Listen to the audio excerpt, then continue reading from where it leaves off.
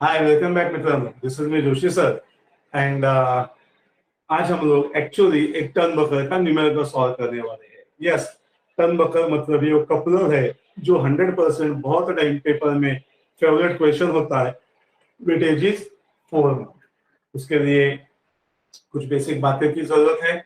उसका एक introduction part होता है, right hand side, left hand, different types, classification. So आपने वो प्रीवियस वीडियो अटेंड किया होगा. अगर आपके पास नहीं है तो मैं लिंक में आपको डिस्क्रिप्शन में उसका लिंक दे दूंगा. प्लीज पहले वो वीडियोस देख लीजिए. It will be really helpful to you to move into the subject. तो चलिए, टर्न बकर में आने के पहले एक अच्छा उसका न्यूमेरिकल पार्ट आपके साथ में शेयर करता हूँ, so that we can save our time for dictation and we can take a screenshot. जब आपके सामने वो स्क्रीन पे आ जाएगा तो लिखने की जरूरत नहीं होगी. We can take a screenshot, keep it with us and just हम लोग बोर्ड पे उसे सॉल्व करते आगे चलेंगे. तो दोस्तों, एक न्यूमेरिकल पार्ट मैंने शेयर किया आप सभी के साथ. Hope so it is visible and available to all of you. Are observing it? Yes. So it is a numerical on a turn bucker. क्या दिया है उन्होंने? तो क्वेश्चन में अगर हम लोग ध्यान देते हैं तो सबसे पहले उन्होंने बोला है the pull in the tie rod. Please wording देखिए, उसके वर्डिंग्स बहुत ही इंपॉर्टेंट है दोस्तों. एंड जितने अच्छे वर्डिंग्स हमें समझ में आएंगे ना, हम लोग आगे जाने में अच्छे रहेंगे. तो दोस्तों उन्होंने हमें दिया है pull in and tie rod of an iron roof truss is 50 kilo newton. तो दोस्तों हम लोग गिवन में लिखना चाहेंगे, डिस्कस करना चाहेंगे, देखना चाहेंगे. गिवन में वैल्यू दिया है 50 kilo newton. Sir kilo newton में नहीं चलता, we can convert it into 50 into 10⁻³ newton. सही बात है. Is that clear? Then they have told us design a suitable adjustable screw joint. Okay, एक suitable adjustable screw joint design कीजिए. कैसे design करेंगे? The maximum permissible tensile stress is 75 megapascal. तो important क्या है सर? ये टेंसाइल स्ट्रेस हमें दिया है. Notice value of that tensile stress, it is 75 megapascal. तो हमने दो जगह पे इंपॉर्टेंट हाईलाइट किया है. पहला पी का हमने हाईलाइट किया था, फिर ये टेंसाइल स्ट्रेस का हमने हाईलाइट किया है. We know tensile stress is represented by sigma t and its value is 75 megapascal. And everyone knows, so ये megapascal is nothing but Newton per mm square. 1 megapascal is equal to 1 Newton per mm square. So we can note down that data. At the same time, they have just provided us the concept of a shear stress and a crushing stress, that is 35 megapascal and 90 megapascal. हम लिख पाएंगे. So we know the value of tau is 35 MPa. We can say directly is 35 Newton per mm square, and crushing stress, that is sigma c, and the value is available as 90 megapascal. We can note down as 90 Newton per mm square. दोस्तों एक बहुत ही important and बढ़िया part हमें देखने को मिला यहाँ से, एंड इसके साथ अभी हम लोग आगे जाना चाहेंगे. तो चलिए सबसे पहले आगे चलते हैं, लेकिन उसके लिए हम लोग स्क्रीन पे नहीं पढ़ना चाहते. हम लोग पढ़ना चाहते हैं बोर्ड पे. कहाँ पे पढ़ना चाहते हैं? बोर्ड पे पढ़ना चाहते हैं. तो पीडीएफ अवेलेबल है, स्टैंडर्ड नोट्स की चीज अवेलेबल है, मैं आपके साथ तो शेयर करके दे दूंगा. लेकिन दोस्तों जो यहाँ पे पढ़ने का मजा है वो सबसे अलग है. श्योर. अभी कुछ इंपॉर्टेंट पॉइंट हम सबको ध्यान में रखना है. Very important point. This is the first time when we are going to deal with this point. वो क्या पॉइंट है? अब तक हमने जो सेक्शंस में काम किया था वो सारे के सारे स्टैंडर्ड सेक्शंस थे. सारे के सारे कैसे सेक्शंस थे? स्टैंडर्ड सेक्शन थे. लेकिन अभी जो हम लोग सेक्शन के साथ काम करने वाले हैं, first time what we are going to enter into the turnbuckle, उसके जो दोनों साइड के रॉड्स है, जिसके साथ पुल इफेक्ट आएगा, जिसके साथ टेंसाइल इफेक्ट आएगा दोस्तों, वो थ्रेडेड सेक्शन है. क्या थ्रेडेड सेक्शन है? हाँ सर, एक राइट हैंड थ्रेड है, एक लेफ्ट हैंड थ्रेड है, अंदर भी इंटरनल थ्रेड है. मतलब ये स्क्रू थ्रेड का कहीं ना कहीं कंसेप्ट है. तो मैं आपको सबसे पहले बताना चाहता हूं, in such cases there will be a consideration of an service factor. In such cases, there will be a consideration of an service factor, and that service factor, what we always use from the book, which is called as an PHG. PHG design data book करके एक standard book आता है. उसमें से एक particular, मतलब मैं आपके साथ नंबर भी शेयर कर सकता हूँ. कभी हम लोग कह सकते हैं 1.9 से 3.75 से, मतलब ये पेज नंबर है. वहां पे जाने के बाद हमें वो टाइटल में दिख जाती है. कभी मटेरियल दिख जाता है, कभी स्ट्रेसेस दिख जाते हैं, वैसे सर्विस फैक्टर भी हमें दिख जाते हैं. तो अगर हम लोग फॉर मीडियम ड्यूटी या हेवी ड्यूटी, तो generally we are using an service factor as the value of 1.3। तो ये हो गया नॉलेज जो अभी मैंने आपके साथ शेयर किया। लेकिन जब आप कोई बुक में या और कई जगह पे सॉल्यूशन देखेंगे तो वहां पे हमें क्या कहते हैं, they will tell us use that value directly। लेकिन अभी मैं आपको बताना चाहता हूँ वो सर्विस फैक्टर जो है, सर्विस वैल्यू जो है, सर्विस फैक्टर जो है उसे हम लोग यूज करेंगे 1.3, एंड इसका यूज करके हम लोग बोल सकते हैं फॉर टर्न बकर। क्या कह सकते हैं? फॉर टर्न बकर। अभी टर्न बकर में इसे क्या है, so it is having, since it's a threaded section, since it is a threaded section, तो ये जो P है, ये जो लोड एप्लाइड है, उसे हम लोग सीधा यूज नहीं करेंगे, उसको थोड़ा सा बढ़ा के लेंगे। उसे क्या करेंगे, थोड़ा सा इंक्रीज करके लेंगे। तो कितने वैल्यूज में इंक्रीज करते हैं, क्या प्रोपोर्शन है उसका, तो उसका नॉलेज है दोस्तों। ये P को हम लोग बोलेंगे PD, and it will B 1.3 the P। क्या बोलेंगे? It is 1.3 the P। अभी आप पूछ सकते हैं 1.3 कहां से आया, तो लोग आपको कहेंगे स्टैंडर्ड है, लेकिन आई थिंक जोशी सर ने आपको समझाया it is an service factor what we are considered from an PHD design data book, and वो कभी कंसीडर किया जाएगा, मतलब सर जो फॉर्मूलाज हम लोग आगे यूज करेंगे तो क्या हर जगह पे P आएगा कि हर जगह पे PD आएगा, कौन से जगह पे कौन सा फॉर्मूला यूज होगा सर? उसका आंसर है दोस्तों, जहां पे थ्रेडेड सेक्शन की बात होगी, जहां पे हम लोग कोर डायमीटर डीसी के साथ काम करना चाहेंगे दोस्तों, वहां में P नहीं यूज करना है, वहां पे हमें PD यूज करना है। रहेगी बात ध्यान में?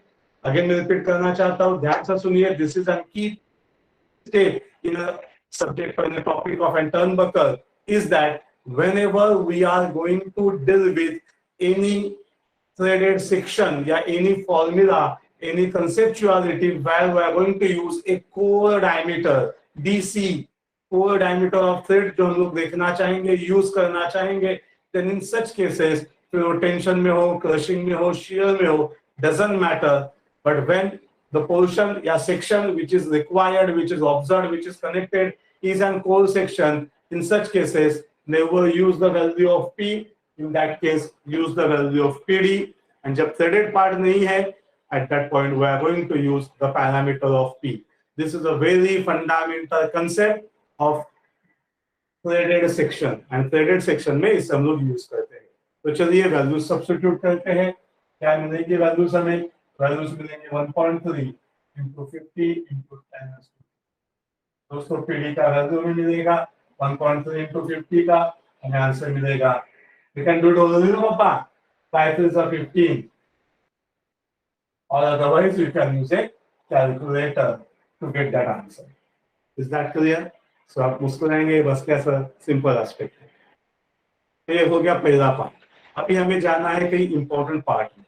सबसे पहले द मोस्ट क्रिटिकल पार्ट क्या होता है कोई भी थ्रेडेड सेक्शन का, हमने इसके पहले की वीडियोस में भी डिस्कस किया था। Captain special session for that part.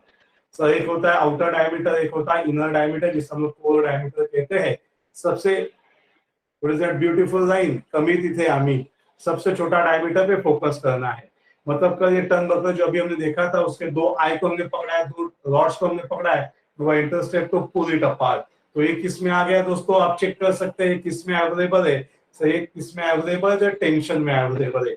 बोलिए किस में अवेलेबल है? सही, टेंशन में अवेलेबल है। जब टेंशन में अवेलेबल है तो दोस्तों हमें पता है वो रॉड कैसे टूटेगा, बचपन से किया हमने फॉर्मूला।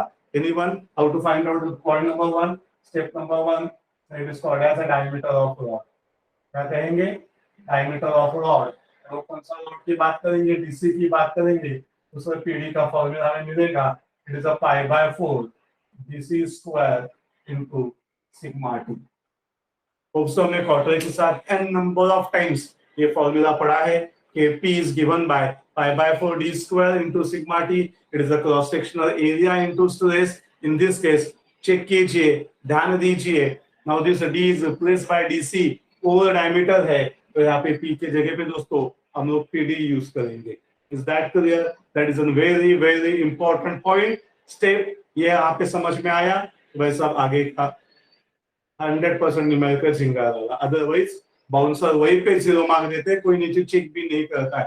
बिकॉज जिसका डीसी गलत है, जिसका डीओ गलत है, उसका सॉल्यूशन में कोई फायदा नहीं चेक करने का, is not knowing the concept. तो चलिए दोस्तों वैल्यू सब्स्टिट्यूट करते हैं। 65 into 10 raised to 3 is equal to pi by 4 bc square, value of sigma की 75, सब्स्टिट्यूट कीजिए एंड बताइए। मैं भी करूंगा आपके साथ, यहाँ पे साइमल्टेनियसली काम करेंगे ना। तो सबसे पहले ऑन करते हैं, 65 एक्सपोनेंशियल 3 into 4 करेंगे divided by, so it is a pi into 75. What we can say, we are having an answer। लेकिन दोस्तों ये आंसर कौन सा आंसर है? डीसी स्क्वायर का आंसर है। तो हमें रूट दबाना है, रूट एंड आंसर करना है। Just put this equal to and check out the answer. It is available in front of your screen. Are you observing everyone? देखिए फास्टेस्ट फिंगर के साथ में काम करता हूँ। So it is 33.218। 33.218 is the answer। So we can say it is 33.22 and we know so 33.22 वगैरह हम लोग नहीं यूज करते, ठीक है। इसको राउंड फिगर करेंगे, बोलेंगे कितना राउंड फिगर कर सकते हैं दोस्तों। इसको हम लोग go to the just number, this is not an another part, ये स्क्रू थ्रेड का पार्ट है, इसको ज्यादा बढ़ाने की जरूरत नहीं है। Just go to the next number. So what we can say, this is considered as 34 mm. Sure. So DC तो हो गया 34 mm. Now we are interested to find out outside diameter. अगर डिग्री लेवल में काम करते हैं, PhD design data book is made available to us, so we can go to the design data book, we can find out a screw thread section and वहां से हम लोग उसका रिलेशनशिप ढूंढ सकते हैं जिसे यूज करेंगे। एक टेबल मिलेगा, टेबल को यूज करके हमें आगे जाना है। लेकिन अगर दोस्तों आप कोई थोड़ा लोअर लेवल पे काम करते हैं, आप कोई कॉम्पिटिटिव एग्जाम में काम करते देते हैं, वहां पे आप पढ़ाई करना चाहते हैं, ठीक है नहीं, तो वहां पे ये टेबल्स या ये बुक्स अवेलेबल नहीं होते। तो ऐसे दोस्तों के लिए मैं, या डिप्लोमा लेवल के लिए, या ऐसे एग्जाम्स के लिए मैं कुछ आपको शॉर्टकट फॉर्मूला देना चाहूंगा जो हम लोग वहां से डिजाइन डाटा बुक से देते हैं। तो वो शॉर्टकट का दूसरा फॉर्मूला है डीसी का 0.84 DO। शॉर्टकट फॉर्मूला से DC is given by 0.84 DO। तो दोस्तों इसे यूज करेंगे and we are interested to find out that answer of DO। हम लोग यहाँ पे लिखेंगे DC is equal to 0.84 DO। दूसरा दोस्तों this is 34 is equal to 0.84 DO। Just value substitute करो वहां पे, 34 divided by 0.84 and what we can see on our screen, the answer is 40.76 40। Are you observing it? So it is 40.476, लेकिन हमें पता है सही हमें नहीं चाहिए। So DO is 40.48, so we can round it to next even number, we can say it is 34 and in this case what we can say DO is written as 42 mm। Check कीजिए बड़ा answer of DO पक्का मिलता है, सगा मिलता है DO की value 42 mm, so which is an important aspect। सही है बात है। तो DO होने के बाद फिर हम लोग कहाँ पे चाहते हैं? सर वही पुराना पार्ट है, कपलर का नट है। कपलर के जो नट है हम सबको पता है। अभी देखिए ना, कपलर के नट पे जाना चाहेंगे, क्या होता है कपलर का नट?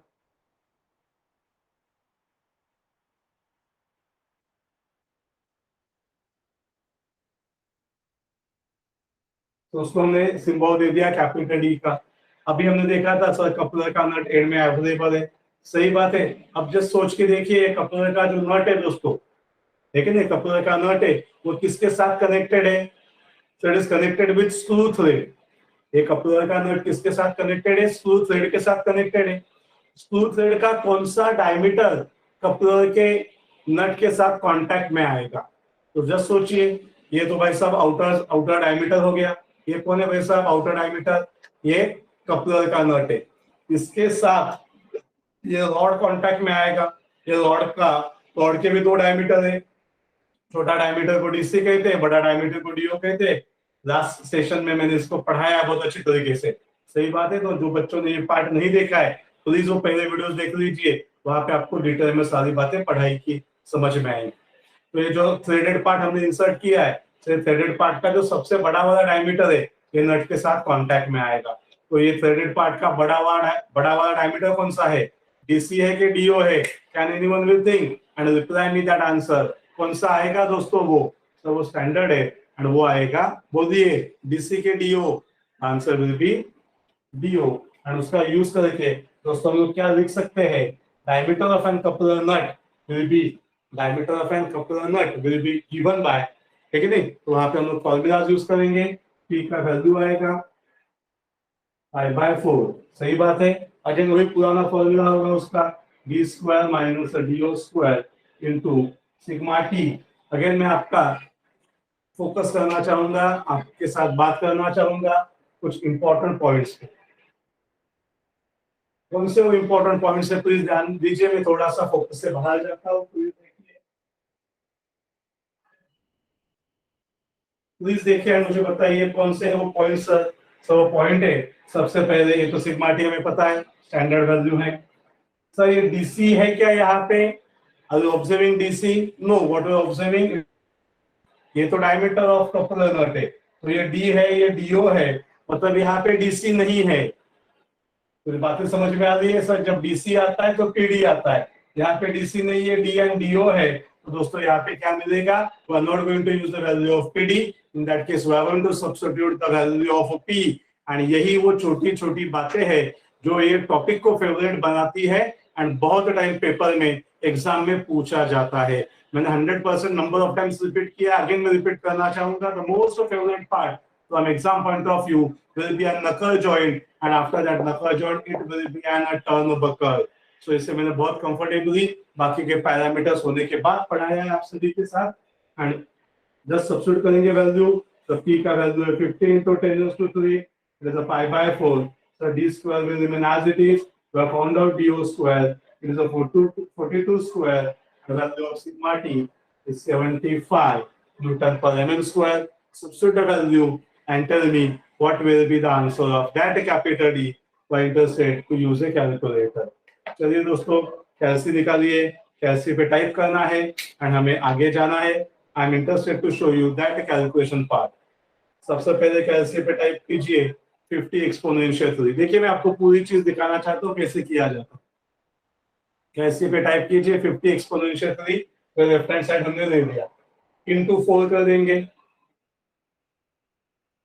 इंटू 4 कर दिया, ये सर काम हो गया, तो इक्वल टू दबा दो। ये जो आंसर आ गया उसको हमें ये 75 एंड पाई से डिवाइड करना है, तो divided by open the bracket, pi को लेके आ जाइए, इंटू 75 लिख दीजिए, close the bracket, get an answer, that answer is 848 point something. सही बात है, तो दोस्तों ये आंसर हमें मिल जाएगा।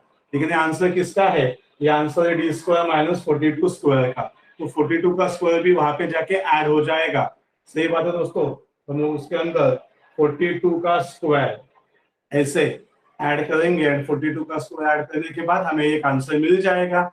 ये आंसर मिलने के बाद हमें जस्ट रूट दबाना है एंड आंसर दबाना है, रूट आंसर दबाने के बाद इक्वल टू दबा दो एंड चेक करेंगे what is the answer available. So the answer available on our screen is 51.1158। Everyone is observing that answer, it is 51.118। so I'm not just solving the numerical, I'm showing you how to solve it on the calculator also। लेकिन just value देख के मैं वहां पे नहीं लिख रहा हूँ, आई एम एक्सप्लेनिंग यू वो वैल्यू कहाँ से आती है। तो हम लोग कह सकते हैं डी का वैल्यू 51.18 है, तो इसको हम लोग राउंड फिगर करके कितना दे सकते हैं, we can take it to the next number, or we can say having an answer of capital D is a 52 mm। बोलिए दोस्तों कितना आंसर मिलेगा हमें कैपिटल डी का, 52 mm का वहां पे मिल जाएगा। सही बात है, पक्का। तो चलिए आगे चलते हैं अगले पार्ट पे, अगले पड़ाव पे, that is our point number 3। And what is that point number 3? At point number 3, so जैसे अभी हमने आउटसाइड डायमीटर ढूंढा बेसिक नट का, ये किसका था, कपलर नट का था, अंदर का डायमीटर। तो अभी हम लोग कपलर में जाएंगे। हम सबको पता है कपलर नट पहले आता है, बीच में कपलर होता है, मैंने बहुत अच्छी तरीके से आपको डायग्राम्स भी दिखाए हुए हैं। तो आ जाइए, इसका एक स्टैंडर्ड एम्पिरिकल रिलेशन है जो हम सबको यूज करना है। सबसे पहले हम लोग आते हैं इनसाइड डायमीटर पे,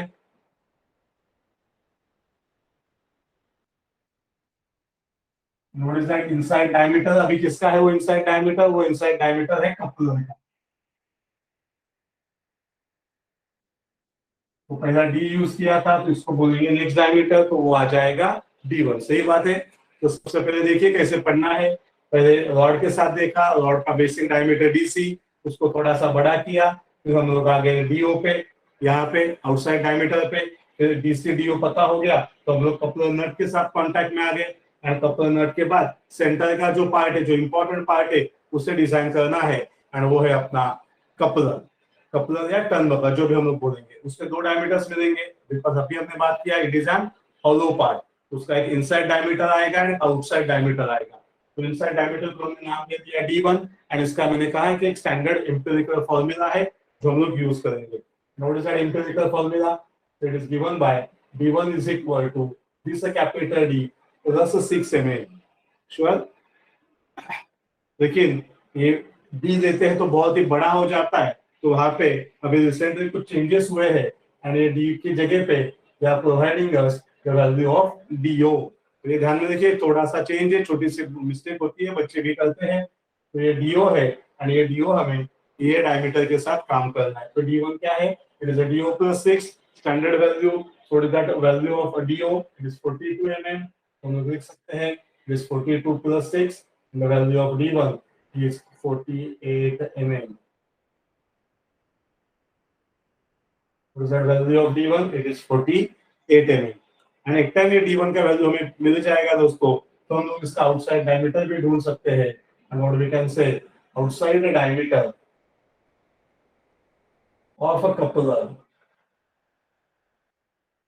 D2। अब हम सबको पता है, यहाँ पे भी हमने आउटसाइड डायमीटर की बात की थी, और we are calculating that formula. सही बात है दोस्तों। तो ये सेम लॉजिक, इससे मैंने पहले आप सबसे पढ़ाया था कि लॉजिक कहाँ से आता है, एंड एक टाइम ये सारा लॉजिक हम सब बच्चों को क्लियर हो चुका है।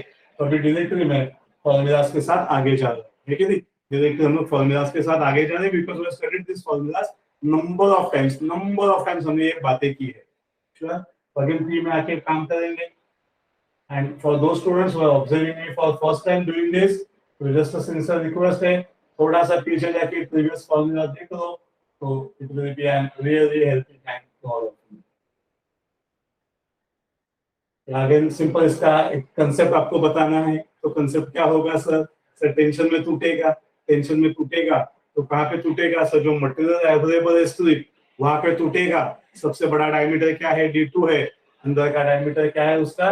D1 है। मतलब जब वो मूव करेंगे, उसे खींचेंगे, तो सर जो पार्ट असतो तो मदतीला येतो, तो हेल्प होतो। And it is nothing but, वो पट्टी कैसे ढूंढते हैं हम लोग? It's a π/4 capital D square minus जो भी बड़ा डायमीटर माइनस छोटा डायमीटर, तो दो अलग π/4 लिखने की जगह पे हम लोग कॉमन निकालते हैं, हम लोग लिखते हैं π/4 इनटू ब्रैकेट। चलिए, use the calculator, let me know the answer, doing it at faster rate. It is 50 exponential 3 into 4 divided by 75 plus 48 square. Root of answer, it is something 70, it is something, check करो भाई क्या है D2? कुछ रह तो नहीं गया अपना? This 50 exponential 3 into 4, अरे यार मसला mistake, into 4 divided by 75 divided by pi plus 48 square, root of the answer। Check करो दोस्तों, I have done it on calculator in front of you। What is that answer? What we are visualizing? It is 56.15। What is that answer? It is 56.15। These सब बच्चों को, so I getting that answer of capital D2 is 56.15। And we know we can make a non-figure and written as 58 mm। कितना मिलेगा दोस्तों? It can be used as an 58 mm। सही बात है, 100% sure। Now moving to the next important calculations of length of coupler। ये अभी हमने inside diameter किया, आउटसाइड डायमीटर किया, ये कहाँ पे जाएंगे? लेंथ निकालना चाहिए, length of an coupler nut. सही बात है। So what is that length of an coupler nut? तो उसे हम लोग L कहते हैं। हम सबको पता है। सो ये पूरा जब कपलर नट के साथ काम करना है वहां पे हम डीसी में आएंगे, डीसी में आएंगे तो पीडी मिलेगा, ये होगा उसका सरफेस एरिया आईडीसी। लेकिन वो सरफेस एरिया सिर्फ एक सर्कुलर रिंग का आएगा, पूरा लेंथ चाहिए तो हमें यहाँ पे पाई डीसी एल लिखना है। और वो किस में काम करेगा, फेरिन शियर। बिकॉज होता क्या है, ये थ्रेड्स ऐसे जो अवेलेबल है अपने पास, तो उसे जब हम लोग स्लाइड करके लेके जाते हैं तो we already studied, we already explained you this concept in previous sessions. तो आप लोग आज हम लोग सिर्फ न्यूमेरिकल में काम करेंगे, तो भी हर टाइम में आपको एक हेल्पिंग हैंड दे रहा हूँ। सही बात है। तो pi DC into L into tau, this is that resisting area. Again आप चेक कर सकते हैं, यहाँ पे डीसी आया है तो यहाँ पे पी की जगह पे मैंने पीडी लिखा है। These are the very very important points दोस्तों जो हम सबको ध्यान देने हैं। Substitute the parameters 65 into 10 raised to 3, it is a pi. This is already found out as a Fe4 is required to be calculated and tau is given as 35. You just substitute the values in that application and try to get that answer. So the fastest finger 65 exponential 3 divided by bracket pi 35 close the bracket. The answer is something. Are you getting that part? What is that answer? Is it loud and clear? Visible hai? Good. It is 37.3866. So we can say it is that 17.38. Okay. तो 8939 भी लिख सकते हैं। आगे 6 है ना दोस्तों, तो कैंसिल बड़ा आंसर यहाँ पे। Sure. Reverted answers नक्की पक्का 100%. Now the last and the most important formula from the design of coupler. Last and most important. अब तक आप देख सकते हैं हमने टेंसर यूज किया, अब तक हमने शेयर यूज किया, और जो सबसे डिफिकल्ट है, जो सबसे नया है, यूनिक है, यही फैशन में आने वाला है, यही फैशन में आने वाला है, लेकिन वो क्रशिंग स्ट्रेस के लिए है। तो हम लोग वहां पे क्या टाइटल लिखते हैं, चेकिंग। टाइटल लिखते हैं checking the induced crushing stress.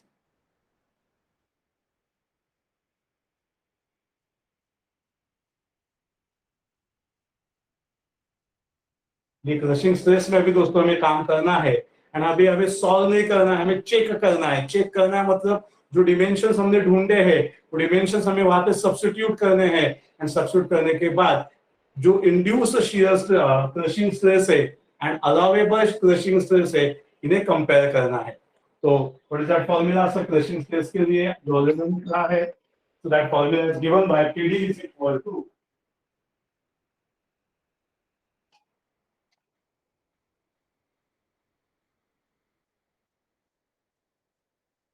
sorry for his mistakes. PD is equal to, it was pi by 4. सही बात है, it is a pi by 4 into bracket. Sir crush होगा, क्रश क्या होगा, सबसे छोटा पार्ट कौन सा है भाई साहब पूरे कपलर में? कपलर सबसे बड़ा है, कपलर नट उससे थोड़ा छोटा है, और सबसे छोटा कौन है भाई, सबसे छोटा कौन है, रॉड है। तो भाई साहब considering the failure of threads in a coupler nut, तो कपलर का जो नट है वो कपलर का नट अपने रॉड को प्रेस करेगा, दबाएगा, वहां पे क्रश करेगा, and the resisting area will be from the rod, and it is given by pi by 4 into bracket do square minus DC square. जो समझ में आया? तो जैसे यहाँ पे डीसी स्क्वायर आया, ये पी की जगह पे दोस्तों हमने पीडी ऐड करके दिया।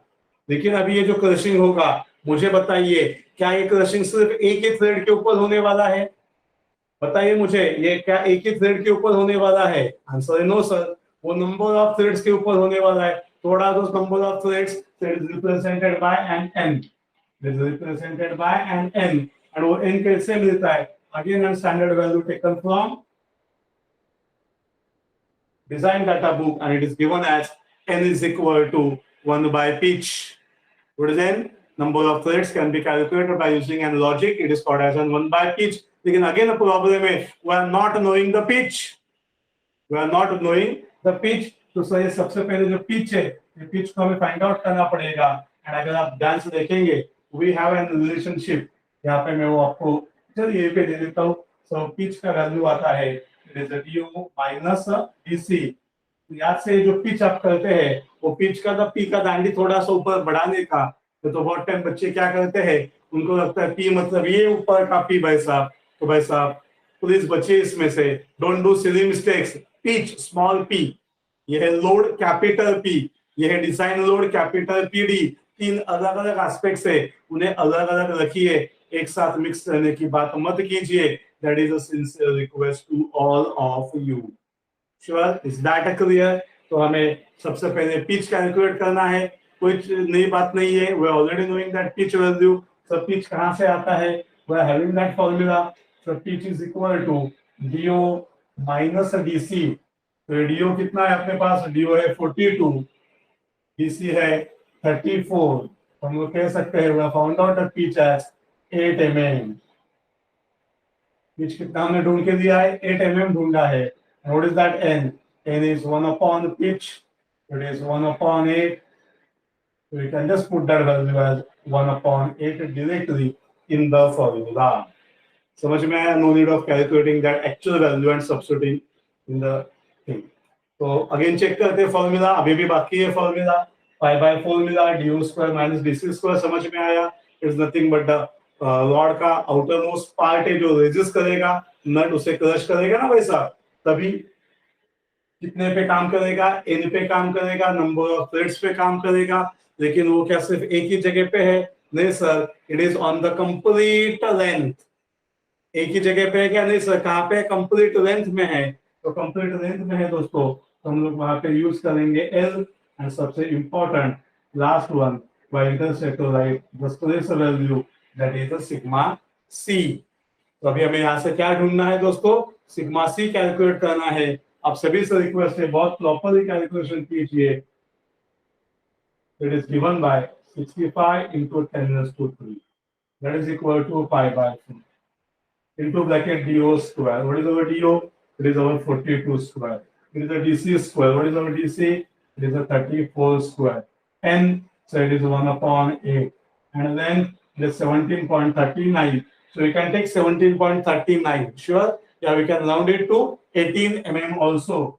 So ये दोनों चलेगा, तो we can either go for 17.39 या 18 mm, and अगर फेल होता है तो चुपचाप पीछे आके 18 को कट करके 17.39 में खुश हो जाएंगे। Into 18 into sigma C. तो चलिए सारी बातों पे आके शिफ्ट करना है। पहले हमें राइट हैंड साइड कैलकुलेट करके देते हैं इसे, एंड फिर लेफ्ट हैंड साइड के पास जाते हैं। तो कैसे में टाइप कीजिए शिफ्ट पाई डिवाइडेड बाय 4। कैसे में क्या टाइप कीजिए, pi divided by 4, we know it is 0.785 into bracket 42 square minus 34 square divided by 8 into 18. Check what is that answer that we are having with us. I'm having that answer as 1368. और फिर check कीजिए, मैं आगे लिखाता हूँ, ये आपको calculate करना है, ये आपको कैलकुलेट करना है। तो दोस्तों देखिए, shift pi divided by 4 into bracket 42 square minus 34 square bracket complete equal to divided by 8 into 18, we have got an answer 1074.42. यहाँ पे है 65 exponential 3 divided by answer, and what we are getting that answer of sigma c. Check कीजिए everyone, what is that answer? It is something related to 60.49, 60.497. So we can say it is 60.5, or we can say sigma c value is 60.5. But this value is less than or greater than, check 90 allowed है, so it is less than 90 Newton per mm square। तो हम लोग यहाँ पे लिख सकते हैं this is an important line, this is an important thing जो हम सबको चाहिए, जो हमेशा हम लोग लिखना चाहेंगे, जो हमेशा हम लोग फोकस करेंगे। तो जो भी सिग्मा सी आएगा दोस्तों, वो क्या होना चाहिए, मैक्सिमम सिग्मा सी से, अलाउड सिग्मा सी से, गिवन सिग्मा सी से कम होना चाहिए। Sure. And at the end of the day, we're having some standard parameters, that is some exponential, empirical points available है, उसे कहते हैं length of coupler. Length of coupler between the nuts, मतलब जो बीच का हमने कपलर देखा था उसका लेंथ कितना है, वो अगर हमें कैलकुलेट करना है तो हम लिख सकते हैं लेंथ ऑफ कपलर। सही बात है ना, लेंथ ऑफ कपलर कहाँ पे है, सो नट्स के बीच में है, तो हम बोल सकते हैं length of coupler between nuts. Empirical value है कैपिटल एल होता है वो इंडिकेट करने के लिए, and its value is 6 times the DO. We know 6 times the DO is 42 mm. Can anyone will do that part? DO is 42. We can say 6 into 42. The answer will be 252 mm. And what we can say L is equal to 252 mm.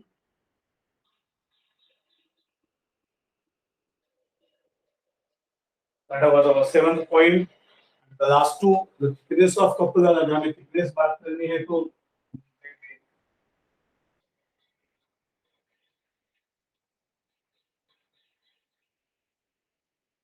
नट या coupler पे जाते, नट पे तो already हमने काम किया है तो उसका जरूरत नहीं है। अगर सिर्फ हमें कल जाके होलो बनाना है कि नहीं, एंड उसका थिकनेस पे हमें डी2 डी1 के साथ मैनेज करना है, तो उसे एक स्टैंडर्ड फॉर्मूला है थिकनेस ऑफ कपलर, उसे हम लोग कहते हैं T1। Again an empirical formula, is 0.75 DO, so we know it is 0.75 into 42. Just get that answer, use the calculator. 0.75 into 42, that value is 31.5. 31 is 31.5 mm. तो कम से कम इतना thickness उसमें रखने की बात कीजिए। And the last but not the least one, the thickness of coupler nut. पहले coupler का थिकनेस करते हैं, फिर बाद में आते हैं कपलर नट के थिकनेस पे।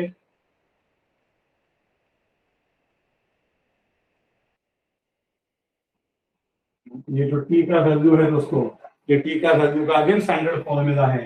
कपलर में थोड़ा सा वीकनेस वीक होता है as compare to that part, it is 0.5 into 42, so we can say these are 21.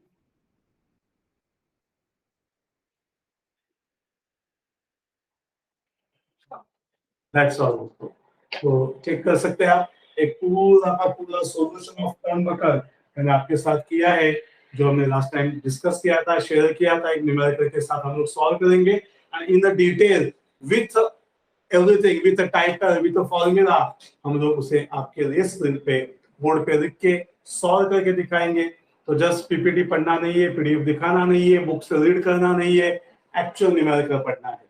Sure? तो जस्ट आपसे रिक्वेस्ट है, ये बेसिक जो बातें हैं, जो इंपॉर्टेंट की स्टेप्स आज जो मैंने आपको पढ़ाए, these are the 4 important key steps which are required to be used in case of turnbuckle। ठीक है दोस्तों, एंड फिर हमेशा की तरह सर ये जो बेसिक बातें इसके पहले भी हमने बहुत अच्छे तरीके से उसे यूज की थी, आज उसके साथ आगे जाना चाहेंगे। तो प्लीज मुझे बताइए कि आपको ये न्यूमेरिकल समझ में आया, कैसे हमने किया, how the approach is, and the weightage is minimum 4 to 6 marks, and it is one of the favorite numerical from exam point of view। Sure, hope आप सभी को अच्छा लगा होगा लेक्चर, पक्का। तो दोस्तों को याद से शेयर कीजिए, एंड अगर उन्हें ज्वाइन करना है क्लास या ऑनलाइन बैचेस तो उन्हें बोल सकते हैं, this is me Joshi sir recording for success engineering classes. You can find us on Google, WhatsApp कर सकते हैं डिटेल्स के लिए, यूट्यूब चैनल पे फाइंड आउट कर सकते हैं। Sure, Pakka, just taking your leave, stopping the recording and moving to next video sessions जहाँ पे हम लोग ऐसे ही बढ़िया न्यूमेरिकल सॉल्व करके आपके साथ शेयर करेंगे। Thank you, all the best, bye।